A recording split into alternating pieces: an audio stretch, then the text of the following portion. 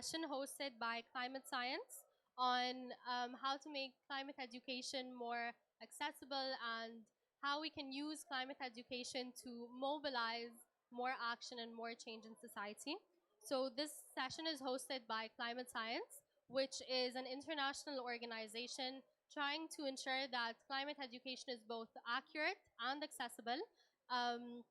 Through a variety of resources, both online and physical. ClimateScience does a lot of work with different educational institutions and students and people from all around the world to ensure that the facts related to climate change are accessible and that people know exactly what they're talking about. And with us on the panel is the president of ClimateScience, Michael Bäcklund. We also have Bruno from Argentina, Hailey Campbell, the YOUNGO focal point for ACE and executive director of Care About Climate.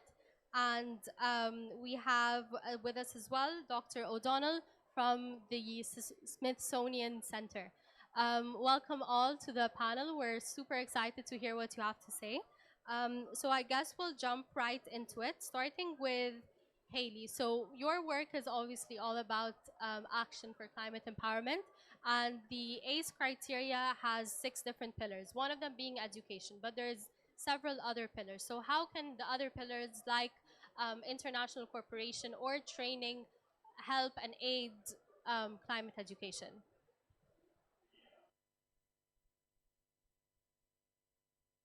Hello? Okay, cool. Hi, everyone. Yeah, as mentioned, my name is Hailey, and it is a pleasure to be with all of you here today. Thank you so much to ClimateScience for having me and hosting this really important panel discussion. For those that don't know, maybe I can start with what is ACE? What are the other elements of ACE? ACE is Action for Climate Empowerment and is actually a part of the Paris Agreement. It's Article 12 of the Paris Agreement that countries are committed to in order to ensure that communities around the world are empowered with the knowledge that they need in order to take action on the climate crisis. The 6 elements are education, training, public awareness, public access to information, and international cooperation, and I'm missing one now. Oh, public participation, got it, in our decision-making spaces. And these elements together create the conditions for having empowered communities. So the question was, how does education influence or go into all the other different elements of ACE? Well, there's a lot of different ways. One, for public participation, for example, you need to understand what it is that you are participating in. For example, in this climate change space, it can be really confusing to understand negotiations, pavilions, the COP, and the way to better understand that so you can be an effective participant is through education. And I can give you an example with this year, Care About Climate hosted our first ever COP training, where we brought young people around the world together to use our shared experiences and knowledge to produce a training that was taken by people from over 30 different countries, not just on what is COP, but how can you be an advocate in this space. And next year, we're hoping to translate it, so we hope to be able to see all of you here in that. And I guess another thing, just so I don't talk for too long, is on awareness raising and also access to information is really key. Education is really useful and important, but if you don't have access, if it's not in your local language, if it's not really rooted in your own cultural community and local experiences, it's meaningless. And so it's really essential to have educational opportunities that are connected to our local spaces in order to have that access to information that is key to solving the climate crisis. Thank you so much. And I think that's a very good segue into a big topic, which is accessibility, obviously. So I guess the next question could be directed more towards Michael. So perhaps with ClimateScience's research and all of ClimateScience's work, could you talk a little bit more about what the impact of climate education could be? What is the power behind climate education? What influence will it have on the future, and how can it help promote a just transition and sustainability? And yeah, go ahead. Thank you. So, to be able to understand the impact and the need for climate education, we must first understand the problem. And the problem that we have is that we can't solve climate change when most of the world thinks that climate change is caused by plastic, right? We don't have a productive baseline where we can come up with the solutions that we need. A lot of people think that we need a lot of technological transformations. We already have the solutions, and that is completely true. We knew about climate change 70 years ago. Most of the solutions are already there. The reason why they're not being implemented is because people don't know about them, is because people don't understand climate change, and it's largely because we've failed at communicating what it is. And in order to have a successful technological revolution, a clean technological revolution, it has to coincide with a social transformation that is science-based, that is solution-oriented, and that is productive. And large part of that is making academia accessible for all. Thank you so much. And I think we can all agree that climate education, obviously one of the aspects of it is academia, but it comes in many other forms as well, such as museums. So perhaps, Dr. O'Donnell, you can tell us what the role of museums can be in mobilizing climate education, perhaps using new forms, new technologies, new demonstrations. So I work at a place called the Smithsonian Institution. Have any of you heard of the Smithsonian? You have? Okay. The Smithsonian is, as you noted, a massive complex of many museums, 21 of them that are together in Washington, D.C. in the United States. I actually work overseeing the outreach arm of the Smithsonian. And so one of the things that we do is take the incredible science and research that exists within the Smithsonian and beyond, and we curate it for young people. And those young people are as young as 8 years old, all the way up through 18. I believe most of you are beyond that. You might be in, are any of you in high school? So some high schoolers are here. So the idea is, how do you bring some of the building awareness, raising awareness, information transfer that each of you are talking about into schools themselves, so that when we're spending 5 to 8 hours a day in a formal school setting, are they giving us the opportunities in schools to not only learn the underlying science of climate change, but make certain that it's accurate, that it's based on recent reports, for example, like IPCC, but it's also giving you the tools as a young person to be able to use that knowledge for social good. And most schools today don't do that. They share knowledge with you. They believe you come to them as an empty vessel, and that your job is simply to regurgitate information on a test, and that's not what schools should be like.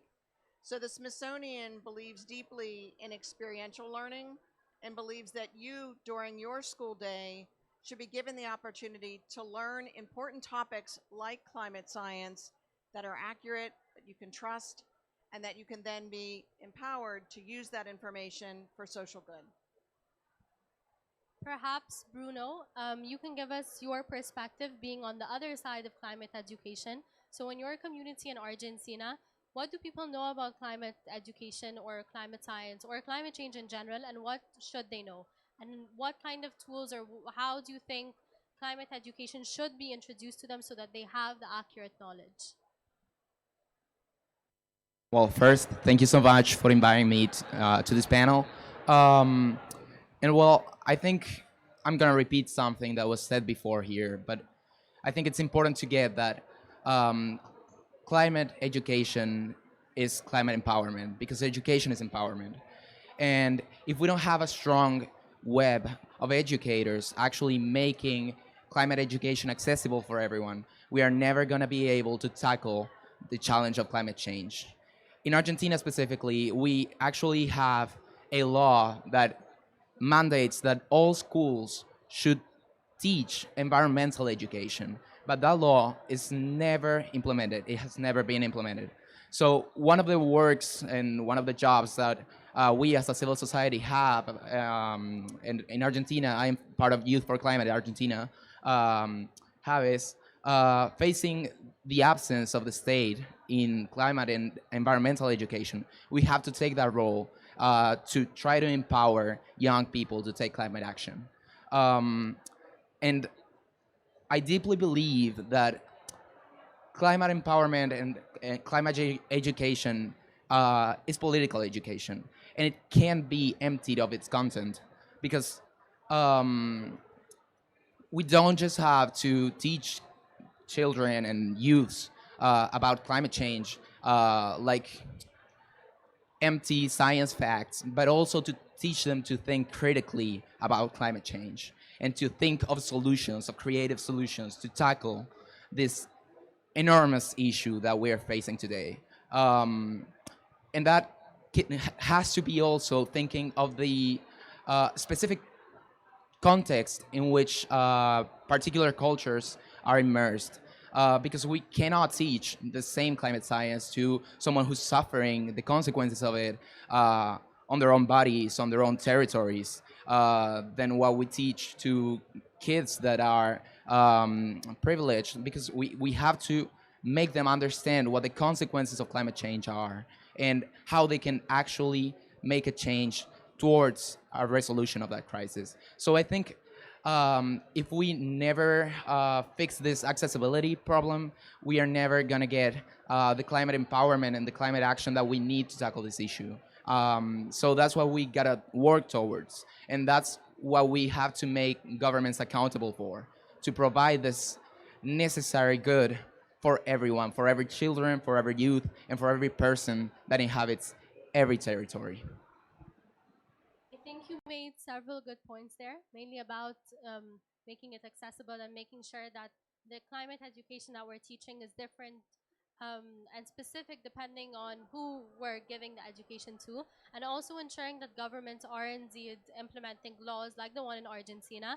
And one of the things we heard recently is there's already 7 countries that have agreed that climate education should be a point of negotiation in the next COP. So that already is a very, very big deal. So I guess just an open-ended question to any of the panelists.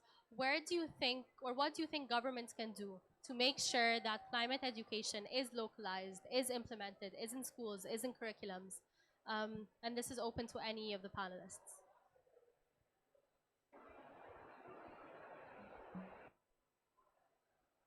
I think that there's a lot that governments can do, and something to circle back on this ACE topic is right now, actually, countries are back there in negotiating rooms, negotiating the new ACE action plan, ACE again, Action for Climate Empowerment. And in this action plan are different tools and resources that we're advocating for as young people to be included to ensure that education, training, public awareness, all of these things are integral and at the top of the line when countries are going back home to make sure that they're actually following through with it. As in our previous, ACE has been around since the 90s, but up until this point, countries haven't really done much on it. The previous work programs did not push forward any actual action at home, only on international cooperation, dialogues, and reporting abroad. And so I think that right now we're at this really interesting intersection where countries have an opportunity to commit to actions to bring education accessibility, training, awareness raising home. And so one thing I think is right now we can go and talk to our negotiators from our countries and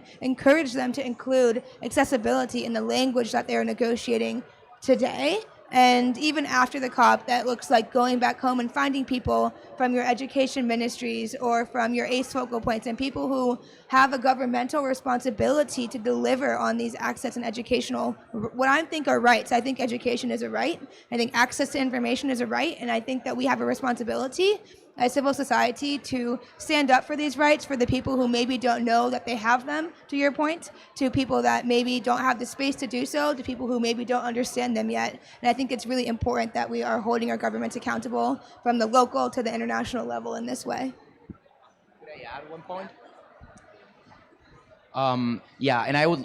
That was a very good point, and I would like to add another one to the table. Like, I think that climate education cannot be created without the participation of the civil society, of local communities, in the diagram of, like, in the making of educational policies. We have to incorporate traditional knowledge. We have to incorporate the knowledge that is created by civil society organizations and the perspectives of climate justice that are so necessary to actually be able to reach the kids, the young people, and all persons who are subject to climate education. So that was a point that I really thought it was important to make. I think as well, it's a very good point to make that a lot of the time when we talk about accessibility, we think it's just a matter of translating climate education. But as you said, it's about localizing the information. So perhaps, Michael, you could tell us a little bit more about the importance of localizing climate education or climate research and making it specific to the people that are actually receiving the knowledge. Well, before that, I'd like to. I mean, I agree with everything that this panel says, but I think what would be a far more interesting thing, perhaps, would be like, where are the knives? You know, what are the things that we disagree with? I love this kind of patting on the back kind of stuff, but I feel like we all know that climate education is something that needs to be universal. We all know the government should implement it. What is the climate education we want? What do we want people to know? And I think to Dr. O'Donnell's point, um, I think we need to think a little bit more than just on the level of like, we want consequences to be taught. We want climate justice to be included. I also think, humans are tool-oriented people. You think of your bedroom, and the first thing you think of is your bed. The second thing you think is your chair. You know, you automatically your brain starts to think of tools, things that you can use. You don't think about the walls. You don't think about the floor. You think about tools. Why don't we make climate education in a way that we specify, here's the things that you're going to get out of it. There's a lot of climate doomism in the world. There's a lot of negative communication in the world. Everyone knows the polar bear example. When is the time that we're going to say that, if you study this and this, let's say about energy, right? You're going to understand how the world works. Everything runs on energy. You're going to understand the fundamental correlation that that develops societies and increases the quality of life. If we want people to learn about agriculture, why don't we ask them, do you want to understand how the world's food system needs to be reimagined? Or do you want to understand how can we end world starvation? I think we might want to start maybe pursuing this, and I'm calling all the panelists to weigh in on this, of like, what type of climate education do we need? What is the thing that's not helpful? What are the areas that are neglected? And see a little bit more of like, what are the points that we disagree with? So I'll build on Michael's point because or Matthew's point, because I think this is really important. When you were in your K through 12 or your early education years, each one of you, how many of you remember your teacher using the word climate change? Did you learn? Raise your hand if when you were in school you learned about climate change. Just a couple of hands. Okay. And probably, how many of you probably learned about climate change for maybe a week or 2 weeks, and that was it? Your teacher probably checked a box and said, I'm going to teach you about climate change and global warming. I might not even tell you that it's human induced. And one of the challenges we face in schools is that people are not teaching about climate change throughout the entire system. So you mentioned so many of these topics, whether it's biodiversity loss, whether it is food security, whether it's clean energy, clean water. Each of these is tied back in some way to this idea of climate change. And our school systems and these educational systems that are promising to embed it into their broader context, they have to do a better job of making certain that we see its influences in so many different topics. And plus, integrating it into, I think as you've talked about, the social sciences, this idea of perspective taking, of decision making, all of these are embedded in our understanding of climate change. And teachers today aren't using their educational platform in the right way to teach about climate change. And they don't understand as much as they should about climate change.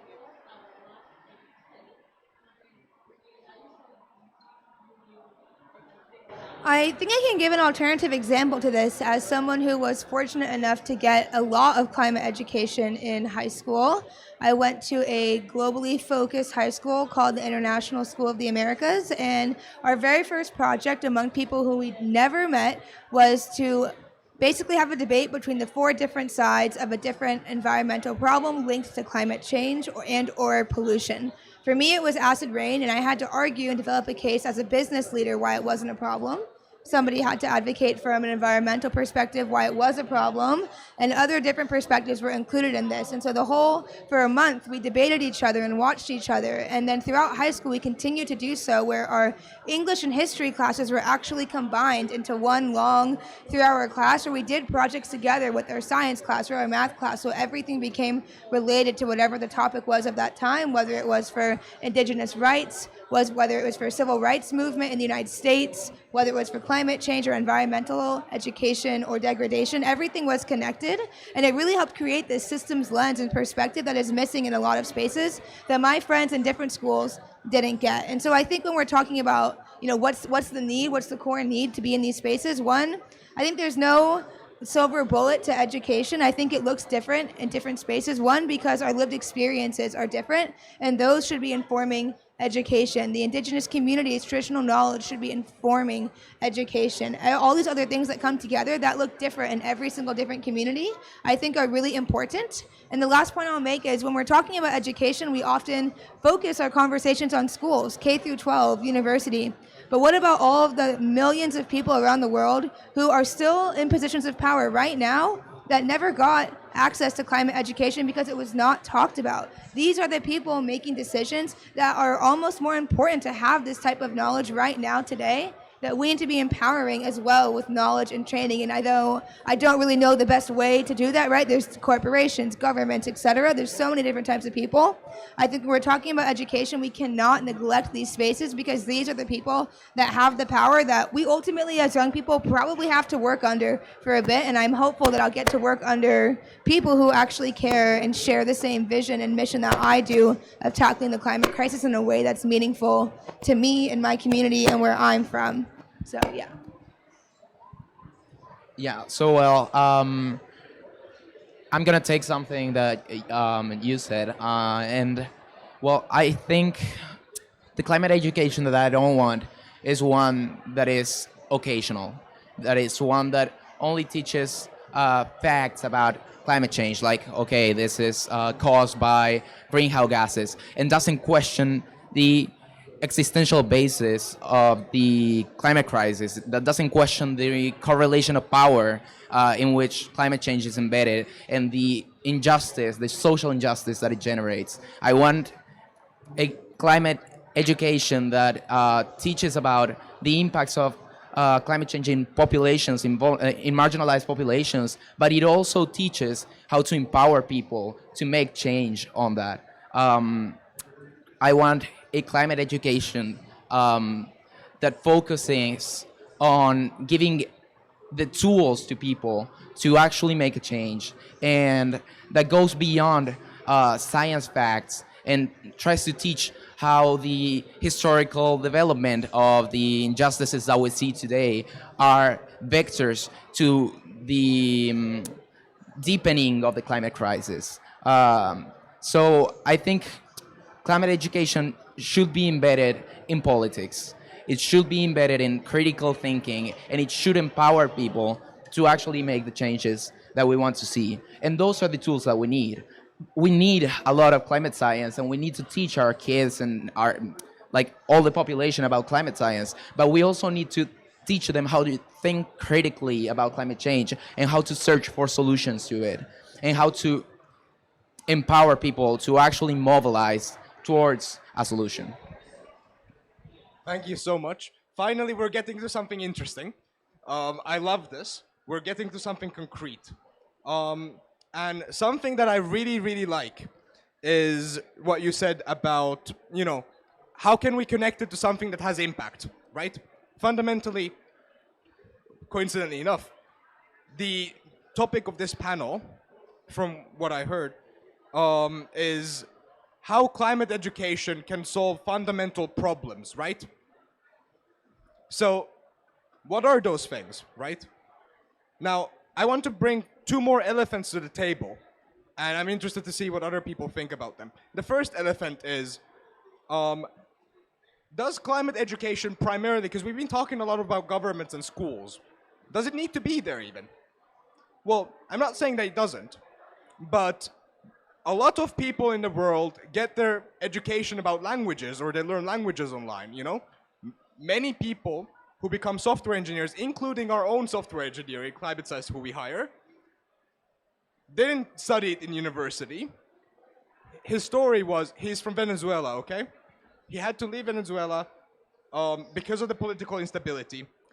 Then he got a job as a pizza driver and a delivery boy, decided that he wants to do something more interesting, studied online how to code for a year, and now is an official programmer who was actually we were very selective with the people that we get. Like, he was the best out of 200 people, right? And he did that, and he improved his life online. So, do we have to have in these spaces, as the climate educators, this much focus on schools, or should we think about alternative means? Another elephant on the table. What about social media? Social media is incredibly powerful, but also spreads a lot of misinformation. It's very difficult to have peer-reviewed things or things that are actually accurate on social media. How do we tackle that? I think those are points that I still don't have answers. In climate science, what we try to do, we double down on the digital solutions because they can be implemented immediately across borders and can scale tremendously. Right now, we're reaching millions of people around the world in 190 countries. And in the next 2 years, we're projecting to be able to reach around 20, 30 million people and have 5 million active learners, right? So digital solutions are incredibly scalable. But what are the other solutions and forms of education that can reach and bring this impact and tie them to green jobs? And also, how do we tackle the misinformation issue? Because there is a lot of it, not only on the Republican side, but also on our side.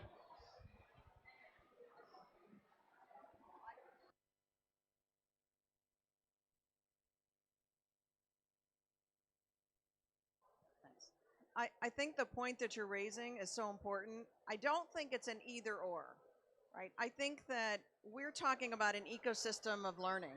So if you think of the Smithsonian Institution, we have museums, we have research centers, we have education centers. Education happens in school, out of school, in informal learning, in self-taught learning. And I think we have to make certain that what we're trying to support in terms of climate education is embedded in each of those systems, not one or the other. And I think that's the work that I hear here in terms of advocacy, making certain that all places where people learn have the opportunity to learn about climate science from many different perspectives, as well as kind of this idea of place-based, making certain that it's culturally relevant. So I don't think it's an either or, but I do think it should be embedded in all places where learning happens. I think we talked a lot about, place-specific and localized climate research. And I think a very good point that was made, I think, by Michael as well, was understanding what people want to learn about. I mean, I think we all agree that climate education won't be effective if the people receiving it don't want to receive it.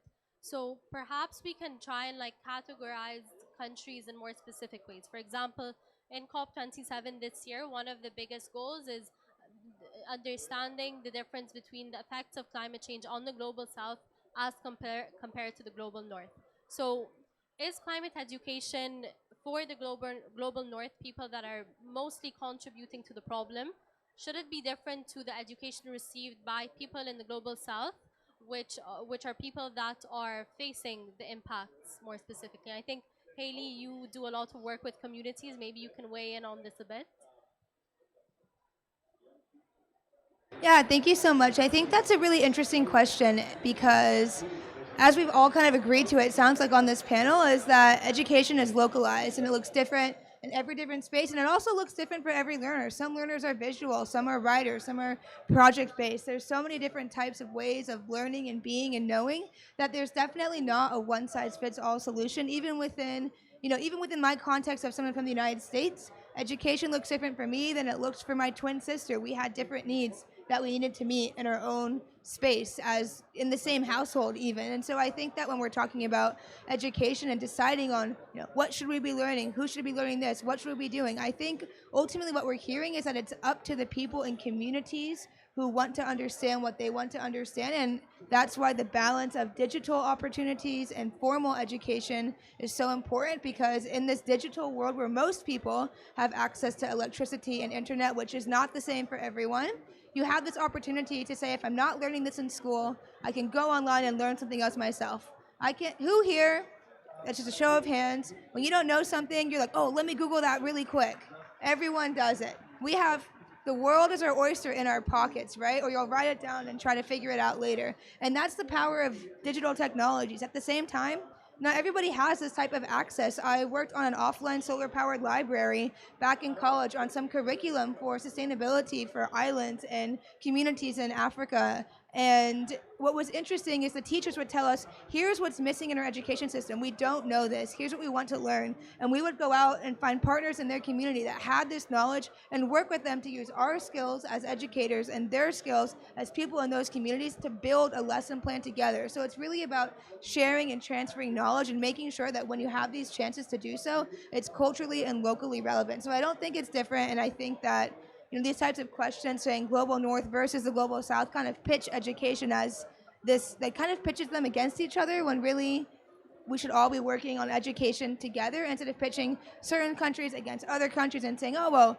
Italy does education like this. Shouldn't we do that in, Chile or other places? I don't think that's the question. I think that every person in every country is unique, and we shouldn't have questions that are pitching communities against one another, because that's kind of defeating the purpose of education and empowering each other. So I think that's a really important thing to note. And the last thing I'll note is on another really interesting topic of education is gamification. I recently made for my job in AmeriCorps, or Domestic Peace Corps in the United States, these climate adaptation games for heat and rising sea levels that were reflective of the Hawaiian context. And we went out to communities and empowered people to understand the risks of climate change from a solutions focus that are now being distributed to teachers, nonprofits, and other different areas. So types of games and gamification can also be useful across different communities, not just digital games, but other types of board games. And if you want to learn more about those, you can catch me afterwards. I'd love to show you them. But yeah, thank you. Just quickly to follow up, I completely agree on the internet problem. In fact, I think internet inaccessibility is one of the greatest injustices in the world. I think it should be absolutely, and Germany I think made it a right, but I think it should be right as food and water, because it's literally, if you don't have access to internet, you don't have access to the entire world's information, and everyone else does. And information, as cliche as it is power, right? You're If you don't have access to the internet, you're by definition less powerful than the ones that are, because you don't have that access.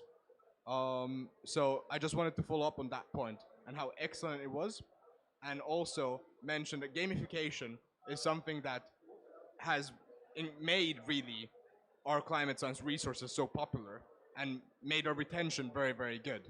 It, what we do is essentially we took inspiration from Duolingo, which Duolingo has like 100 million active users and so many people that they've impacted positively.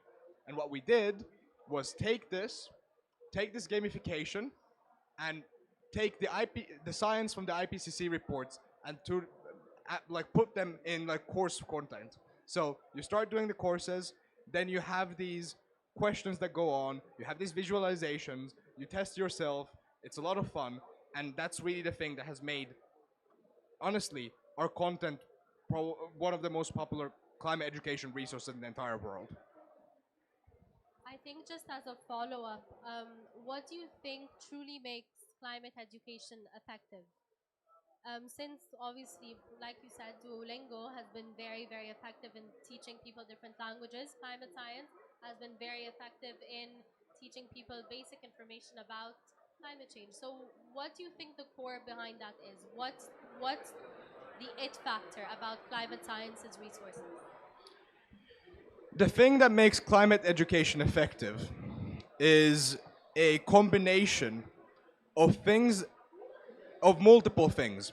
But in the end of the day, it boils down to one single thing. How does it help the user? And that can be separated to two different categories. One, what are the things that are preventing the user from learning more? And two, how does this empower the user to use this knowledge and use this as tools? I'll begin with the ones that are preventing the user. The first one is accessibility. And that means as much for language barriers as it does to how we communicate science. We can't use words like net zero or words of like sustainable transition even. Because a lot of people, a person that doesn't know anything about climate change is not familiar with these topics. What does sustainable transition means, right? It means that it means the transition process to a world where we're not using more resources than we have, right? That's simply explained what it is. What does net zero mean? It means pretty much the same thing, right? So accessibility is one thing, and it's the same thing as it is for language barriers as it is to not assuming too much scientific information by default. The second thing is, and then there's also the scientific reliability thing, because if you have accessible content and it's not scientifically reliable, and it doesn't tie into solutions, and it doesn't, or even worse, it's purposefully misleading, it's going to make people confused, it's going to make people divided, and that's the state of the world that we have right now. We need to be a lot more scientifically reliable. We need to work together with academia and with museums that have this research and democratize it. And lastly, we need to tie it into things, as Bruno said, things that have an impact, things that make a difference. These can be connecting it to climate career platforms. It can mean a world where every person who knows about climate change is able, within 6 months, to get a job that helps solve climate change. It means connecting to resources like Care About Climate or YOUNGO that help young people and in general forward and fasten these negotiation processes. It means connecting it to organizations that help people vote more responsibly. It means connecting people to organizations that help adapt to climate change in their local communities or drive a more equitable world, a world that has more opportunity and less suffering, you know?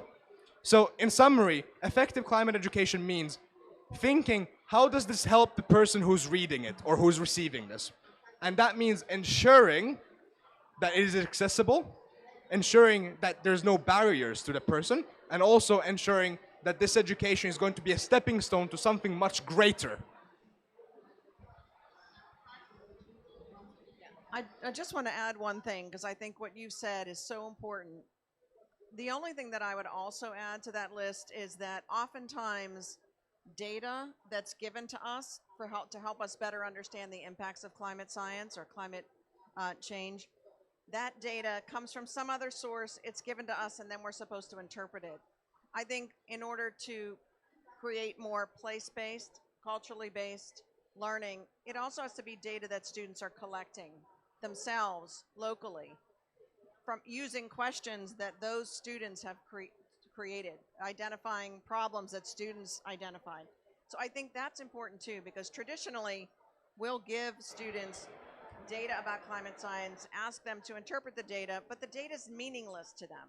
So if students are given the opportunities to identify problems, create questions, collect data to answer that question, and that data is theirs, then that learning experience becomes much more meaningful. So I would just add that one thing to your... I'm going to have to do a very quick follow-up on that because I think that's an excellent point. Thank you so much for raising it up. I just recently was asked to go over IKEA's sustainability report for this year and provide my comments on it. And something that was interesting, there was a lot of numbers there. There was a lot of things that didn't make sense to me. And when they're working on it in their working groups, they know these numbers. But they never thought about how a person that has no knowledge is going to get it. So having it in context is incredibly important. And I think also it's funny because this is something that we all learn when we're kids, right? It's like your teacher always tells you, write your essay in a way that you assume you're talking to a person that doesn't understand it at all. And for some reason, when you grow up, when you start working in these fields, you forget that. And it's something that's incredibly important. Bruno, did you want to say something? Yeah, I just wanted to say that, well, I have to disagree a little bit in the way that we measure the effectivity of climate education.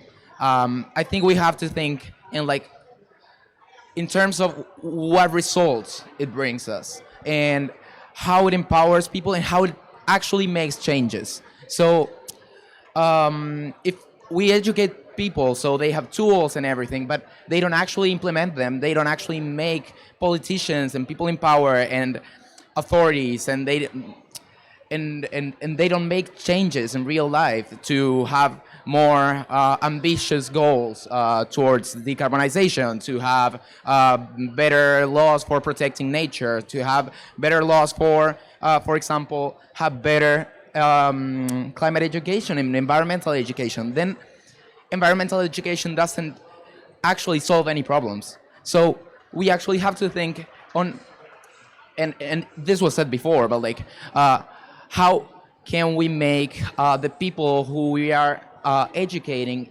interested in what we are telling them? And that's only possible to be done with the incorporation of the perspective of the people who is actually being educated. And that is done through, for example, the build-up of the curriculum with the help of students, with the help of civil societies, with the help of civil society organizations, but also with the help of indigenous communities and marginalized communities, to help empower those communities and help them actually be able to make change with that information that we are processing and giving them back. And one thing that I forgot to mention about Argentina and its special law on environmental education is that it's actually called Educación Ambiental Integral. And what that means is integral environmental education. And that means not only that you have to educate and you have to have some environmental education items in your curricula, but that you also have to do it from the first years of a children's life to university, to doctorates, to every part of the educational system. And that goes beyond the formal education system. It goes also to, for example, barrio clubs, so different neighborhood clubs, and it goes to every aspect of someone's life. So we have to think of climate education and environmental education as not only a tool for people to know about climate change and to know what's causing it, but to also be able to find solutions and to implement those solutions and to actually get results done. So I think that's the thing that we have to have in mind when we are thinking of what we're going to do with our education, with our environmental education, how it can actually bring change to people, and how we can also make the people in power, make the global north, for example, understand what the real struggle is for people in the south, for people from most affected peoples and areas from the globe. And that can be done by explaining what the history of climate change and colonialism is, and how its ties to inequity are embedded into the whole system that creates climate change. To be able to find alternatives, to be able to find alternative systems and solutions that actually bring us closer to incorporating climate solutions that incorporate new visions of different cultures, different and the whole diversity of humanity that we have to understand to be able to find the solutions for everywhere and everyone. I think that's a very good point, and it segues to the idea of what are we doing wrong with the climate education at the moment. With your point, Dr. O'Donnell and Michael, about the whole concept of data and how, it's not very explained.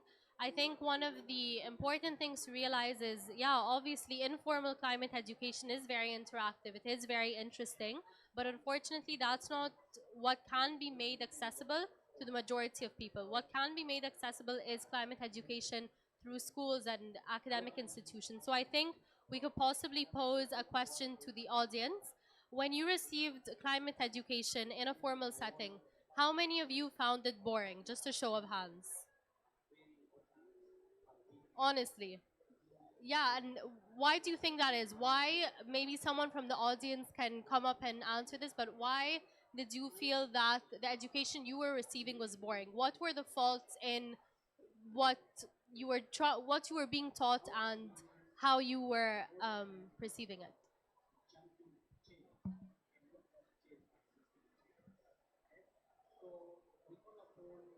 Hello everyone. Okay. I'm Torono Severin Toro from Mali, the founder of environmental education and youth empowerment. So today talking about environmental education is very important because we young people need to be empowered. We young people need to have knowledge about our environment. So teaching us to know more about our environment is very important because here we people will have to know how to engage with authorities so that to talk to them about how we can discuss the situation, actual situation, including environment crises. So this is very important because we always we are when we talk about the discussion or about the decision, so we are away from those things.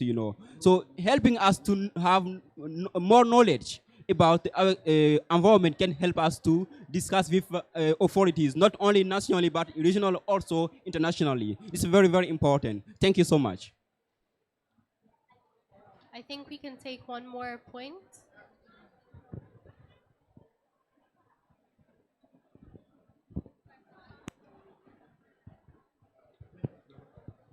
Well, thank you. My name is Joshua Badio. I am the lead economist of the city government of Monrovia. And so as a young person, I'm interested in following youth and children development, especially at COP27.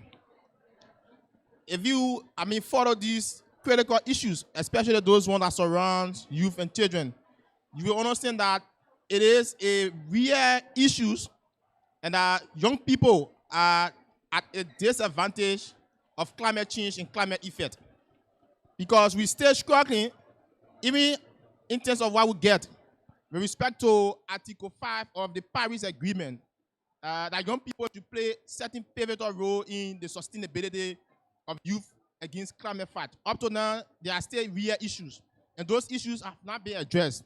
So those who sit on the high table of decision making up to now have not been able to tell us their own involvement into youth and children-driven issues. It still becomes a priority. We are few days in the climax of COP27, like we were last year at COP26. We could not resolve on specific issues that will ensure that we bring to a long-lasting solution of youth and children in terms of COP-related activity. So now, what are we doing as young people that will send a message across, the continent or the world at large in terms of why youth and children should benefit from climate change and climate effect? Thank you. Thank you so much. I'm sorry, I think for the sake of time, we won't be able to take any more points. Yeah, but obviously feel free to approach any of the panelists right after this session. We'd obviously love to continue this conversation further, but I think just a few takeaways from the panel we've had. I think the main things are merging the different dimensions of climate education, be it the actual content, making it scientific, embedding climate justice, embedding civil society, making sure that it's something that people want to hear, making it localized, making the science accurate. Obviously, we need to take into considerations the inaccuracies and the problems involved with using technology. And finally, I think it's all about making climate education effective, which I think comes in different forms, be it like climate science via social media or different books, maybe the Smithsonian Museum through different programs and different activities, and even through ACE and civil society in general, where we can push climate education forward in more informal ways. So if anyone has some final comments to wrap up. Investing in climate education means directly investing in our future, and specifically investing in a green future. So I want to thank all the audience for being here. Keep pushing for climate education because we need it more than ever.